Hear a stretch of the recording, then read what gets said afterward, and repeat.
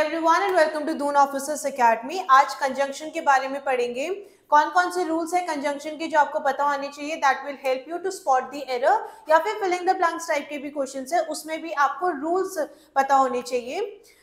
ये सेशन शुरू करने से पहले दून ऑफिसर्स एकेडमी की ऑफलाइन बैचेस के बारे में आपको बताना चाहूंगी कि हम ऑफलाइन बैचेस स्टार्ट कर रहे हैं जिसमें आपको डिफेंस एग्जामिनेशन के लिए प्रिपेयर कराया जाएगा। सीट्स लिमिटेड है, इसीलिए जितनी जल्दी हो सके उतनी जल्दी आप एनरोल करा सकते हो। रजिस्ट्रेशन नंबर्स जो है वो स्क्रीन पर दिए गए हैं। तो आज शुरू करते हैं कंजंक्शन। पहली चीज तो पता होनी चाहिए कि कंजंक्शन होते क्या है ना। जब तक पता नहीं है कि चीजें का मतलब क्या है तब तक आगे नहीं बढ़ोगे। तो कंजंक्शन का मतलब क्या है? कंजंक्शन का मतलब होता है कि अच्छा, कई बार परिवार में एक दो लोग ऐसे होते हैं जिनको बोला जाता है कि यार तुम मतलब तुम्हारी वजह से परिवार जो है, तुम मतलब परिवार को जोड़े रखते हो, बोला जाता है ना। तो कंजंक्शन बस वही है। कंजंक्शन क्या करता है? या तो दो वर्ड्स को, सेंटेंस को साथ में जोड़ के रखता है। ठीक है, जिस अगर जो भी व्यक्ति है जो परिवार को जोड़े रख रहा है वही कंजंक्शन काम कर रहा है। यहाँ पे दो वर्ड या दो सेंटेंस को जो वर्ड्स जोड़ते हैं वो क्या होते हैं? Conjunction. So conjunction are the words, ऐसे कोई भी वर्ड्स जो या तो सेंटेंसेस को जोड़ रहे हैं, या तो वो किसी सेंटेंसेस को जोड़ते हैं, या फिर दो शब्द को भी वो एक साथ जोड़ते हैं, तो इनको हम क्या बोलते हैं? कंजंक्शन बोलते हैं। ठीक है, बस इतना ही पता होना चाहिए कंजंक्शन के बारे में। दो there are different types of conjunction also. Coordinating conjunction होता है आपका, सबऑर्डिनेट कंजंक्शन होता है, कोरिलेटिव कंजंक्शन होता है। But exam point of view से जो चीज आपको पता होनी चाहिए वो है रूल्स। ठीक है, रूल्स क्या होते हैं ये आपको पता होने चाहिए। अब पहला जो रूल है आपका किसका? कंजंक्शन का। क्या बोलता है आपका पहला रूल? अच्छा, ये वाले क्वेश्चन कभी भी प्रीवियस ईयर पेपर में देखोगे ना तो ये आ जाते हैं, नॉट येट वाले। ठीक है, नॉट ओनली बट ऑल्सो, दो के साथ येट लगा हुआ है, तो कई बार उसके आप देखोगे सीक्वेंस किस तरीके आने चाहिए या फिर वर्ब किस तरीके से आने चाहिए, वो सब रूल्स में कवर करेंगे और कुछ क्वेश्चंस भी करेंगे, है ना। सिर्फ पढ़ना जरूरी नहीं है, क्वेश्चंस भी तो सॉल्व करोगे। मैथ्स में क्या है, ऐसा तो है नहीं कि आप सिर्फ एक कॉन्सेप्ट या थ्योरी पढ़ लेते हो और उसको अप्लाई नहीं करते हो, क्वेश्चन में अप्लाई करना भी सीखोगे। तो पहला रूल आपका क्या है? स्कैर्सली या फिर हार्डली।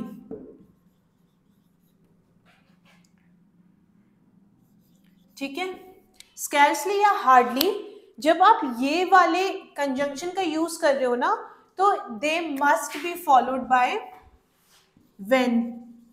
ठीक है, क्या सही यूज है? व्हेन का। इसके बाद ना आप देन नहीं लगाते हो। ठीक है, देन नहीं यूज करोगे, व्हेन यूज करोगे। एग्जाम्पल,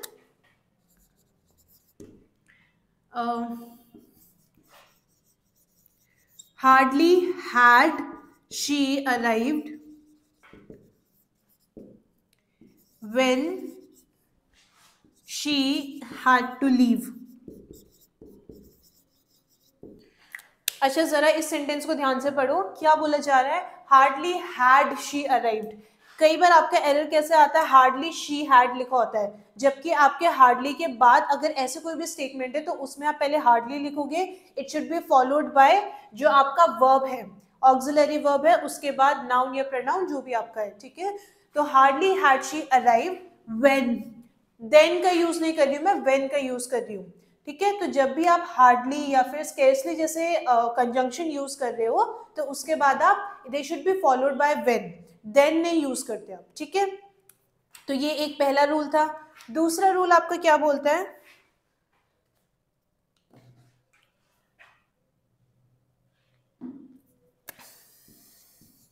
कुछ आपके ऐसे कंजंक्शन हैं जो हमेशा क्या होते हैं? आपके पेयर में एग्जिस्ट करते हैं, इनको हम कोरिलेटिव बोलते हैं। ईदर और, नीदर नॉर, या फिर नॉट ओनली बट ऑल्सो, ये सब क्या है? पेयर में एग्जिस्ट कर रहे हैं, तो ऐसे कंजंक्शन को हम कोरिलेटिव कंजंक्शन बोलते हैं। तो इसका एक रूल होता है, और वो रूल क्या होता है कि अगर आप ऐसे कोरिलेटिव कंजंक्शन यूज कर रहे हो तो जो नाउन या प्रोनाउन या सेंटेंस या क्लॉज को आप कंपेयर कर रहे हो ना, तो वो दोनों सेम फंक्शन की होनी चाहिए। मतलब क्या हुआ इसका? अगर क्या यूज कर रहे हैं आप? Correlative conjunction. If you are using correlative conjunctions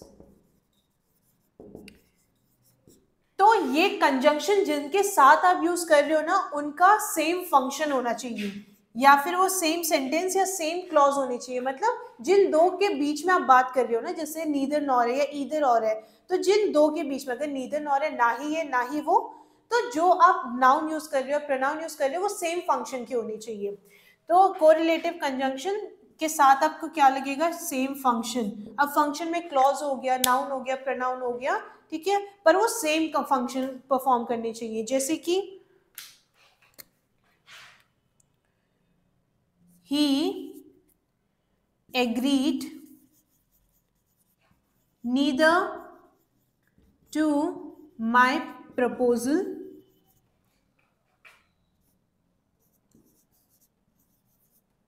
nor at his। I hope board visible है आपको। Not at his. अब क्या बोल रही हूं मैं? ही एग्रीड। ऐसा नहीं, ये सेंटेंस गलत है अगर आप लिखते हो ही नीदर एग्रीड। नहीं, ही एग्रीड नीदर किन दो के बीच में? ना ही मेरे प्रपोजल में, ना ही उसके। यही तो बोला जा रहा है सेंटेंस में।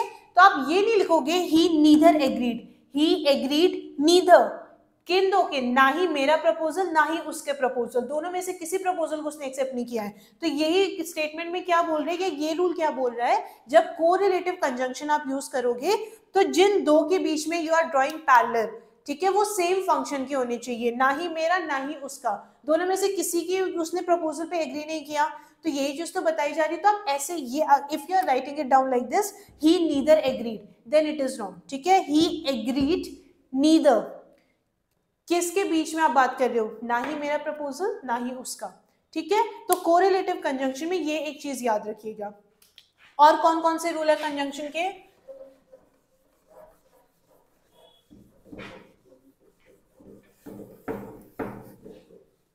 आपके कुछ ये जो कंजंक्शन है, जैसे दो हो गया, ठीक है, दो, या फिर ऑल दो भी आप बोल सकते हो। दो हो गया या फिर ऑल दो हो गया, इनफैक्ट बट भी हो गया। ठीक है, तो इसके बाद अब क्या यूज करते हो? येट। ठीक है, दो ऑल दो, इनका मतलब क्या है? अच्छा, ये जब आप साथ में यूज करोगे ना, दो और येट अगर आप साथ में यूज कर रहे हो, तो इसकी एक चीज याद रखो, अभी बट वाले हम बाद में करेंगे। दो या ऑल दो के बाद आप येट यूज करते हो। ये आप कब यूज करोगे और कैसे यूज करोगे? जब आप दो यूज करोगे ना, तो जो स्टेटमेंट बोला है आपने, दो के बाद जो स्टेटमेंट बोला है, उसके बाद यू विल पुट येट। ठीक है, दो के बाद जो स्टेटमेंट बोला, put a comma, yet. Yet के बाद वाला जो स्टेटमेंट आएगा वो कॉन्ट्राडिक्ट करना चाहिए। ठीक है, that should be against of what already been said. Example, though he worked hard, दो he worked hard, क्या बोल रहा है रूल? दो आपने यूज किया, एक स्टेटमेंट बोला, अगर आप yet का इस्तेमाल कर रहे हो, दो he worked hard, दो के साथ आपने जो भी कंडीशन थी वो बता दी, put a comma after that, yet।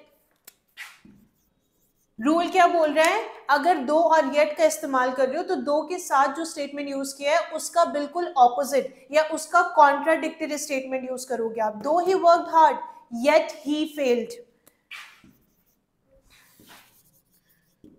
बोलते हो ना कि भाई बहुत मेहनत की बट फिर भी क्या हुआ? फेल हो गए। ठीक है, तो दो he worked hard yet he failed, बहुत मेहनत करने के बाद भी क्या हुआ? फेल हो गया बेचारा। यही बात तो बोली जा रही स्टेटमेंट में। रूल क्या बोल रहा है? दो के बाद जो आपने स्टेटमेंट बोला, तो येट के बाद जो स्टेटमेंट बोलेगा, it must contradict what is already been used after though. Though के बाद हमने क्या बोला? ही वर्कड हार्ड, बहुत मेहनत की। यूजुअली क्या होता है? बहुत मेहनत करोगे कि भाई अच्छा स्कोर करोगे, लेकिन यहाँ पे उसको ऑपोजिट हो रहा है ना, तो येट के बाद, इसीलिए मैं कॉन्ट्राडिक्टरी स्टेटमेंट लिख रही हूँ, येट ही फेल्ड। मैंने ये नहीं लिखा येट ही पास्ड, नहीं, येट ही फेल्ड। तो जब आपको एक स्टेटमेंट का दूसरा कॉन्ट्राडिक्टरी काउंटर पार्ट यूज कर रहे हो आप, तब आप दो और येट का इस्तेमाल करते हो। ठीक है, और कौन से आपको रूल पता होने चाहिए? और बच्चों जब आप वीडियो देखते हो कुछ डाउट आता है, कुछ चीज है जो नहीं समझ आती है, तो सिंपली एक कमेंट बॉक्स पे अपना डाउट हमेशा रखो, ठीक है, so that at least I know कि बच्चे को किस जगह पे डाउट है, और is there any other method that I should use थी, ताकि आपको चीजें बेटर क्लियर हो। अब नेक्स्ट रूल है आपका बट के साथ, सॉरी बोथ के साथ। जब आप बोथ लिखते हो ना, बोथ को जब आप कंजंक्शन की तरह यूज कर रहे हो, तो उसके बाद क्या आना चाहिए, एंड आना चाहिए, एज वेल एज नहीं आना चाहिए। ये गलती बहुत बार करते हैं कि बोथ के बाद ना बच्चे एज वेल एज लगाते हैं। रूल के अकॉर्डिंग क्या बोल रहा है, बोथ एंड, बोथ के बाद क्या लगेगा, एंड लगेगा, बोथ के बाद एज वेल एज नहीं लगेगा, ठीक है, एज वेल एज नहीं लगेगा, कभी भी बोथ के बाद एज वेल एज नहीं लगाओगे। एक और चीज याद रखिएगा, बोथ जो होता है ना वो आप पॉजिटिव सेंस में यूज करते हो। जब आप बोथ का इस्तेमाल कर रहे हो तो वो पॉजिटिव सेंस में यूज करोगे आप, ठीक है। एक एग्जाम्पल के साथ ये चीज समझते हैं। अच्छा, इसका एग्जाम्पल जो है वो मैं इधर लिख रही हूँ, ठीक है, क्योंकि नीचे जगह नहीं है।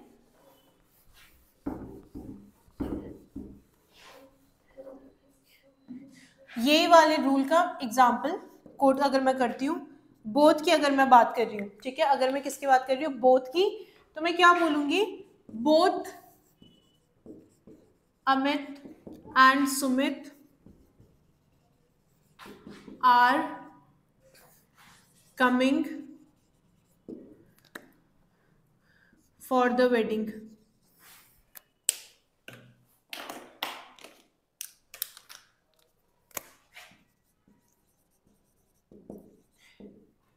बोथ अमित एंड सुमित बोल रही हूँ ना मैं, यहाँ पे मैंने किसका इस्तेमाल किया, बोथ के साथ मैं बोल रही हूँ एंड का इस्तेमाल करूंगी। लेकिन अगर ऐसा होता कि दोनों ही अमित और सुमित नहीं आ रहे हैं, तब मैं बोथ का इस्तेमाल नहीं करती। I will not write both Amit and Sumit are not coming. Rule क्या बोल रहा है, बोथ आप किसके साथ यूज करते हो, ऐसे कोई भी स्टेटमेंट जिनका पॉजिटिव सेंस है ना, कॉन्ट्राडिक्ट या नॉट इस टाइप के वर्ड नहीं आ रहे हैं, नेगेटिव वर्ड नहीं आ रहे, पॉजिटिव सेंस में यूज करते हो। अगर मुझे ये बोलना होता कि ना ही अमित और ना ही सुमित, ये दोनों में से कोई भी नहीं आ रहा है, तब मैं नीदर नॉर का यूज करती हूँ, neither Amit nor Sumit, nor Sumit, ठीक है, नीदर अमित नॉर सुमित, तब मैं ये बोलती। मैं तब ये नहीं बोलूंगी बोथ अमित एंड सुमित, नहीं। अगर पॉजिटिव सेंटेंस है, देखो पहला वाला स्टेटमेंट क्या है, पॉजिटिव है, लेकिन दूसरे वाले स्टेटमेंट में ये बोल रही हूँ कि ना ही अमित आ रहा है ना ही सुमित आ रहा है, तब मैं नीदर नॉर का इस्तेमाल कर रही हूँ। तो बोथ अगर आप यूज कर रहे हो ना, वो हमेशा पॉजिटिव सेंस में आप इस्तेमाल करोगे, ठीक है। नेक्स्ट रूल कौन सा पढ़ते हैं,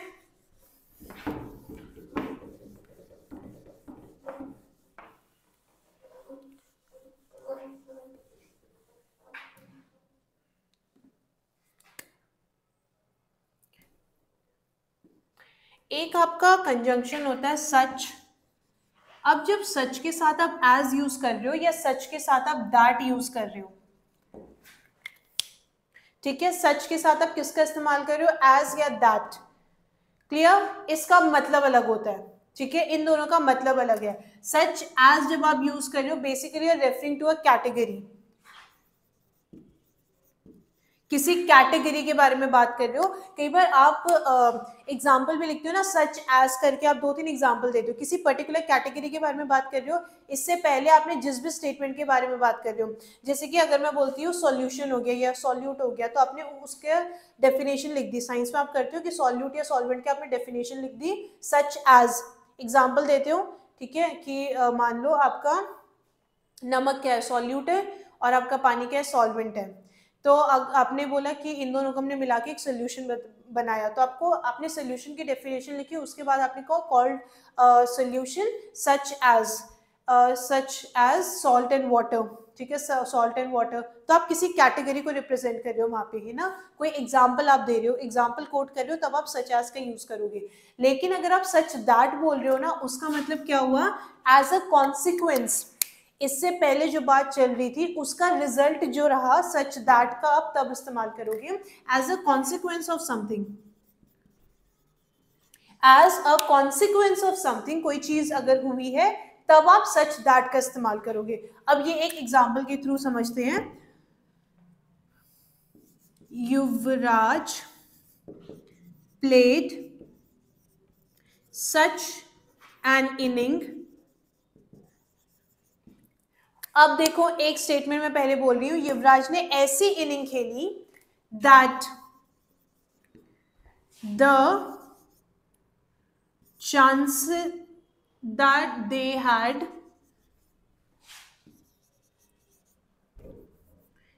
a greater chances of winning।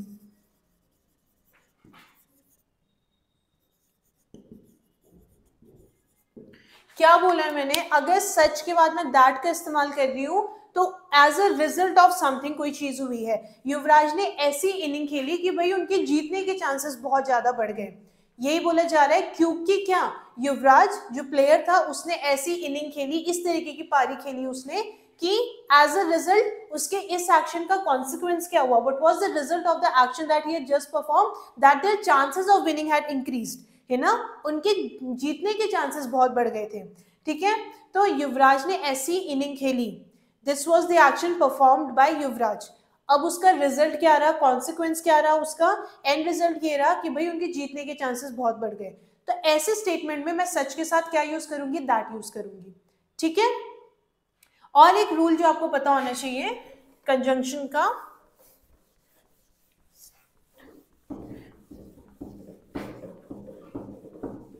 कुछ आपके ऐसे कंजंक्शन होते हैं विच आर नेगेटिव कंजंक्शन, उनका मतलब भी क्या होता है, नेगेटिव होता है। जैसे कि आपका हो गया लेस्ट, क्या ये लेस्ट, राइट। अगर आप क्या यूज कर रहे हो, इफ यू आर यूजिंग लेस्ट, ठीक है, लेस्ट का मतलब ही क्या होता है, नेगेटिव सेंस में। अगर कोई चीज ऑलरेडी नेगेटिव सेंस में यूज की जा रही है तो उसके साथ आप एक नेगेटिव और वर्ड नहीं यूज करोगे। ठीक है, एक और नेगेटिव आप नहीं यूज करोगे। तो अगर मेरे को एक एग्जांपल देना है इसका, example walk steadily लेस्ट you fall,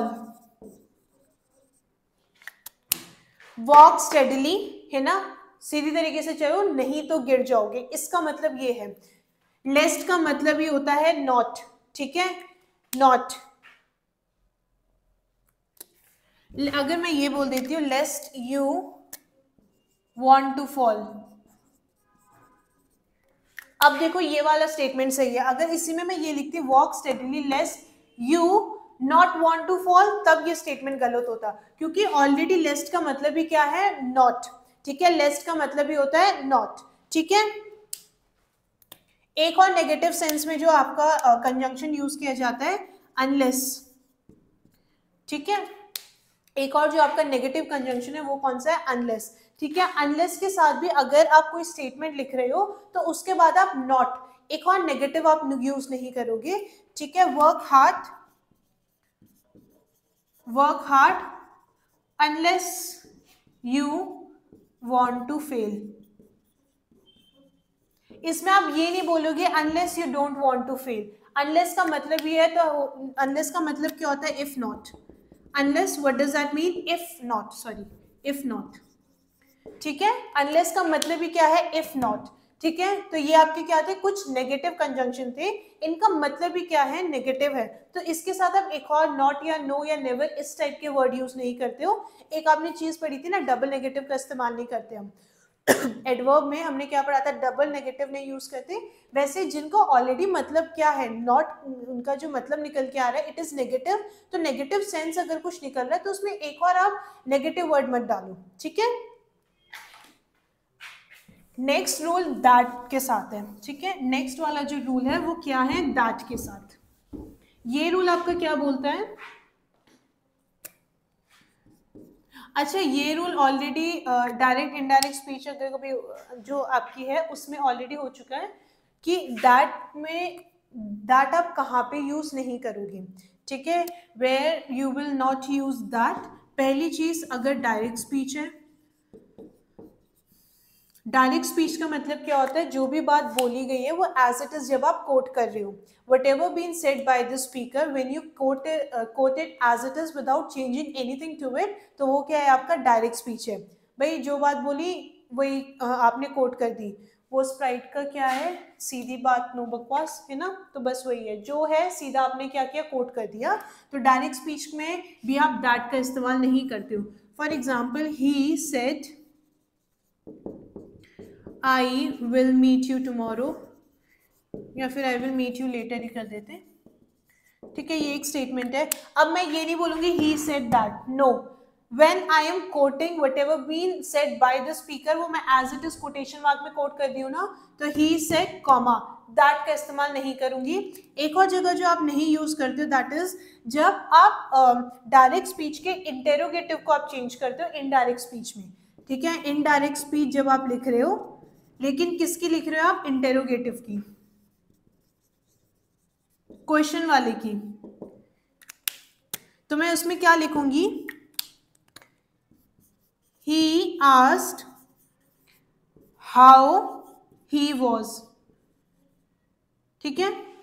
अब मैं ये नहीं लिखूंगी he asked that, नहीं, आपकी कोटेशन वाली कोई बात हो गई या कहीं पे कोई कमांड की गई है या रिक्वेस्ट की गई है ना, तो आप वहां पे सीधे तरीके से लिखते हो he requested, he advised, he urged, उसमें आप दैट का इस्तेमाल नहीं करते हो। तो दो चीजें जहां पे आप दैट का इस्तेमाल नहीं करोगे, पहली, ये आपकी स्पीच की बात हो रही है, पहली चीज, अगर आप क्या डायरेक्ट स्पीच में you will not use that. Secondly for the indirect speech जहां पे इंटेरोगेटिव सेंटेंस को जिसमें क्वेश्चन पूछा जा रहा है, वहां पे आप simply you will write he asked, that वगैरह का आप इस्तेमाल नहीं करते हो, ठीक है। तो ये आपके कुछ रूल थे कंजंक्शन को लेके, कुछ और रूल्स है वो हम नेक्स्ट वीडियो में करेंगे, और हम कुछ क्वेश्चंस भी सॉल्व करेंगे कंजंक्शन के। ये वाले जो आपको क्वेश्चन कराए जाते हैं ना वो, और जो आपके एनडीए या सीडीएस लेवल एग्जाम में आते हैं उनका पैटर्न काफी अलग है, तो उसी लेवल के क्वेश्चन आपको करवाए जाएंगे। सो this was all for today, but before living Doon officers academy के ऑफलाइन बैचेस के बारे में आपको याद दिलाना चाहूंगी। Doon officers academy offline batches start कर रहा है जिसमें आपको डिफेंस एग्जामिनेशन के लिए प्रिपेयर करवाया जाएगा। एनरोलमेंट के लिए रजिस्ट्रेशन नंबर जो है वो स्क्रीन पर दिए गए हैं, इस पे कॉन्टैक्ट करके you can register yourself with the academy. So this was all for today, thank you everyone and have a good day to you all.